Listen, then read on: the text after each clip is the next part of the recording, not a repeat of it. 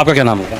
मेरा नाम मोहम्मद शहजाद। अच्छा, मोहम्मद शहजाद से कमाने का तरीका था, लेकिन जब हम एक्स मुस्लिमों से बात करते हैं और खासकर जब सलीम आसिक का इंटरव्यू करते थे, बातें करते थे, तो कहते हैं कि साहब हम तो सही रास्ते पर लेकर आ रहे हैं, इस्लाम की कुरीतियाँ बता रहे हैं, उस धर्म में क्या है, उन किताबों में क्या है, उनके बारे में बता रहे हैं। पैसे का तो कोई मैटर ही नहीं था। इस पर आप क्या कहेंगे? देखो जी, मेरा इस पर यह कहना है, अगर वो इस्लाम की कुरीति बता रहे थे तो पहले तो अगर हम किसी चीज़ को बता रहे हैं कि इस्लाम में ये चीज़ गलत है, पहले तो उसको साबित करना पड़ेगा, जब हम ये तय कर पाएंगे वो कुरीति है या नहीं। दूसरा, जहाँ तक इनका पैसों का मामला है, आप कहीं पर भी देखें, चाहे सलीम वास्तिक हो, एक्स मुस्लिम समीर हो, साहिल हो, या जितने भी एक्स मुस्लिम हैं, इनका सीधा तरीका सिर्फ QR कोड लगाना स्क्रीन पर और उनसे भोले भाले हिंदुओं को ठगना और उनके पैसों से अय्याशी करना, दारूबाजी करना, दारू पीना, नशे करना और लोंडियाबाजी, लड़कियाबाजी करना, सिर्फ इनका ये काम है और बाकायदा इस चीज़ के सबूत भी हैं।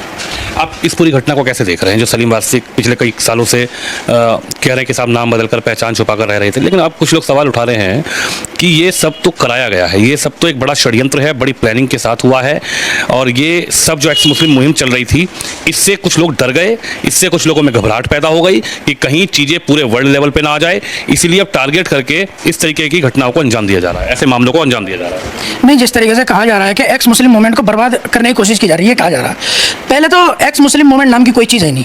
इन 2-4 बंदों के अलावा कौन है एक्स मुस्लिम? सब हिंदू है या मुसलमान है? कौन एक्स मुस्लिम अपने आप को कहता है? पहले अरे करोड़ों लोग जुड़े हुए एक्स मुस्लिम मुहिम से। कोई नहीं है, कोई भी नहीं जुड़ा हुआ। कौन जुड़ा हुआ? कोई नहीं जुड़ा हुआ। ये 2-4 लोग हैं, इनके साथ 1-2 और होंगे, कोई नहीं इस मुहिम से जुड़ा हुआ है सिर्फ। और जहाँ तक सलीम वास्तिक का मसला है और इसके क्राइम का मसला है, तो ये इसने एक क्राइम किया था और इसने इस्लाम को और हमारे भोले भाले हिंदुओं को आड़ बना करके अपने गुनाहों को छिपाने के लिए ये रास्ता अपनाया, ताकि वो इसके जो गुनाह हैं, वो जो क्राइम इसने किए हैं, वो ढक जाए, छिप जाए।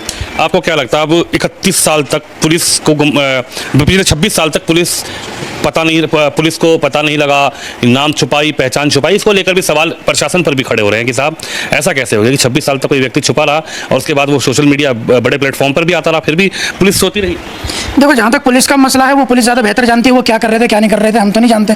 लेकिन हमें तो अब सामने हमारे बात आई है, तो हम इस बात को अब ये कह सकते हैं कि अब हमारे सामने क्या कंडीशन है, हम उसके बारे में बता सकते हैं। पिछले 25 सालों में पुलिस ने क्या करा, क्या नहीं करा, हम उसके बारे में तो कुछ कह नहीं सकते और ना ही हम कहेंगे, क्योंकि पुलिस का मामला और उनका आपस का क्राइम का मामला वो जाने, वो बेहतर जाने। कैसे देख रहे हैं इस पूरे मामले को?